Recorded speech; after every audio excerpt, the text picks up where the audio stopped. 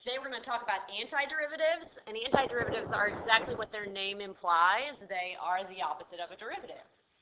So instead of deriving, you need to think about what function would derive into what you have. So first of all, take a second, derive all three of those blanks at the top.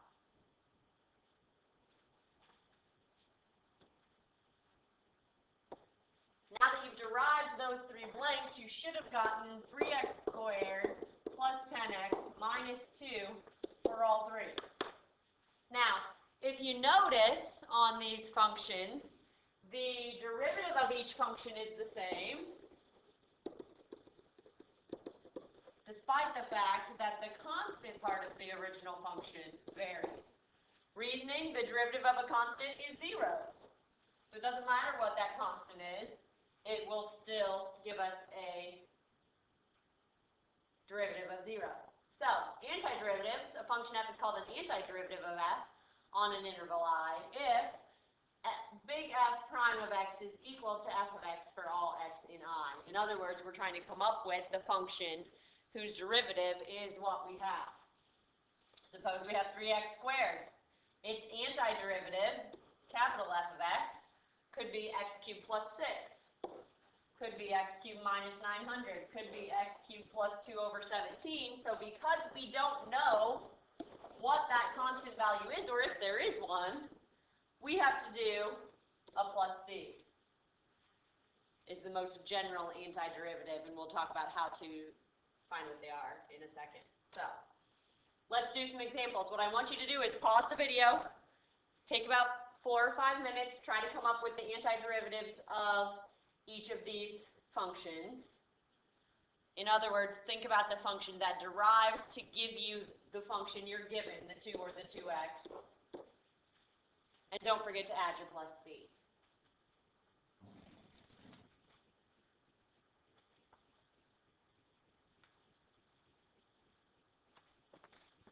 All right, now that you've tried them all, let's go ahead and see how they went. What function has a derivative of 2? Well, a 2x. What function has a derivative of 2x? Well, that would be an x squared.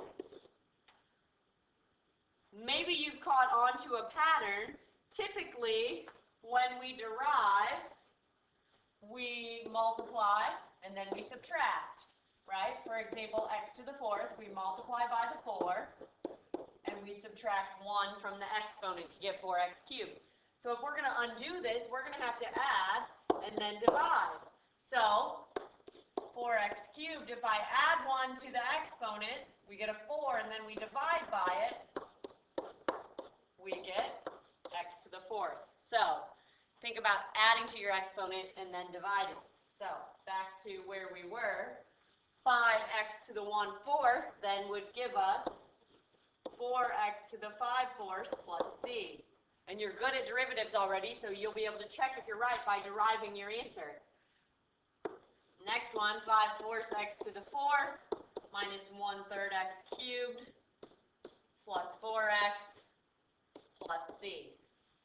And finally, think of this one as x to the 1/2, and we'll come up with add 3/2, divide by 3/2, means multiplying by 2/3, x to the 3/2 plus c. Take some time to think about these if you need to. Here's some formulas for common antiderivatives. You have a constant out front, the constant stays, and you antiderive what it's being multiplied by. If you have a sum, you just antiderive each piece. X to the n, add 1 to n and divide by what you get. Cosine is sine. Sine negative cosine. Secant squared of x is tangent of x. Secant tangent of x is secant. Now this chunk, I usually don't memorize. I think of it in the reverse. So I think, okay, I have sine of x. What function has a derivative of sine of x? And I think in reverse, but it's completely up to you. It's a lot to memorize if you memorize both derivatives and antiderivatives when either one can be used for the other. So, find all. Antiderivative of sine is negative cosine, so we get negative 4 cosine of x minus 1/2 x to the 6 plus c. because on here we add it, 3x to the 6 divided by 6, which gives you our 1/2 x to the 6, in case you were wondering where that came from. First of all, let's rewrite this. X times x to the 1/2 is really x to the 3/2. So we're going to antiderive. 3/2 plus 1 is 5/2. When you multiply by 5/2, you get 2/5. And don't forget your plus c. Now, sometimes they'll give you a point. So if I antiderive this, I get 2x to the 4th plus 6x squared plus 3x plus c. But then they give us this f of 1 equals 6, which means I can plug the 1 in for x and the 6 in for the y and solve for c. So we get 6 equals 11 plus c, so c is -5, which means that our f of x is really 2x to the 4th plus 6x squared plus 3x minus 5. This would be considered our particular antiderivative because they gave us a point. To find f, if f double prime of x is 20x cubed minus 10, and f of 1 equals 1, and f prime of 1 equals -5. So, first of all, let's antiderive 1. So 5x to the 4th minus 10x plus c. We have the first derivative, so we need to use our 1, -5.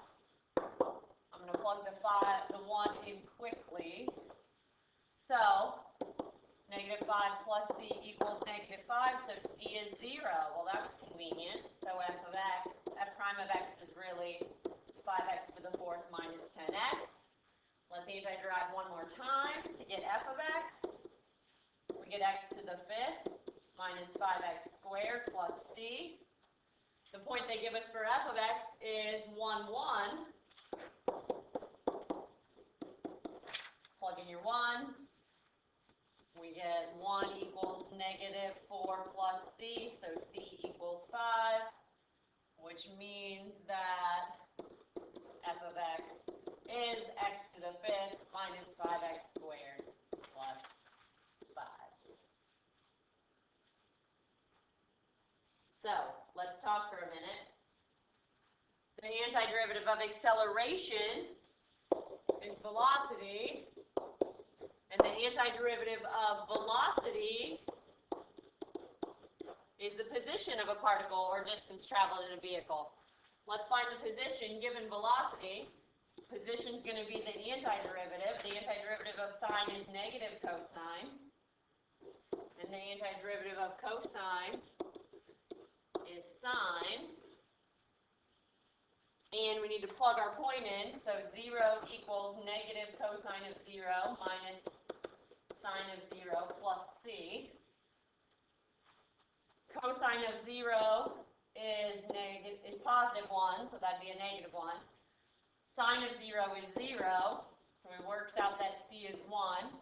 So our position function is really negative cosine t minus sine t plus 1. If you need to watch the video again, do it. If not, hopefully you've absorbed most of that. Come with questions tomorrow.